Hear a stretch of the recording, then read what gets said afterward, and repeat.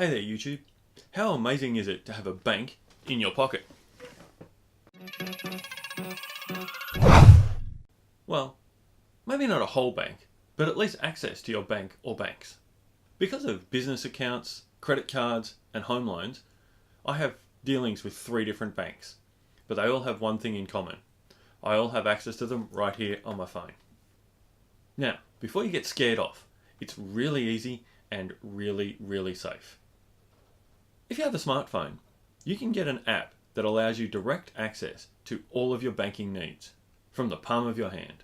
It's easier than internet banking and much faster than phone banking. I really want to stress how secure this is. The banks actually really want you to do it. The more people who use internet and app banking, the less tellers they have to employ and the more money they save. So they're really encouraging it, making it safe for you and protecting you. To do this, we're going to have to start in the App Store. Or if you're using an Android phone, this is the Google Play Store. If you'd like me to make an Android specific version of this video, please vote in the poll up here and say yes please for Android, and I'll make one as soon as I can. So, this is what the App Store looks like today. We want the search button down the bottom right corner. Here I type in NAB for National Australia Bank so I can get their app. There it is, NAB Internet Banking. And then I click on the Get button. I have to log into the iTunes store to make sure it's me that's buying the app. And then it's going to go round and round a couple of times as it downloads the app and installs it. From here I can then open it. Or I can use the NAB icon that's now appeared on my phone home screen. Then we get this big black screen with the NAB logo on it. This is called a splash screen that many apps use as part of their startup process. The app wants to be able to send me notifications. These alerts allow the phone to pop up a message when it knows you need to know something, like that they're going to be out of service for a certain length of time, or something like that.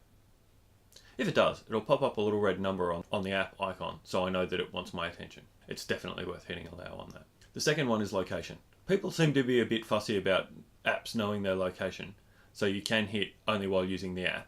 But basically, this allows the phone to know where you are so that if you're trying to find an ATM or a branch or something like that, it can find out exactly where you are. Maybe only while using the app is the best choice for you.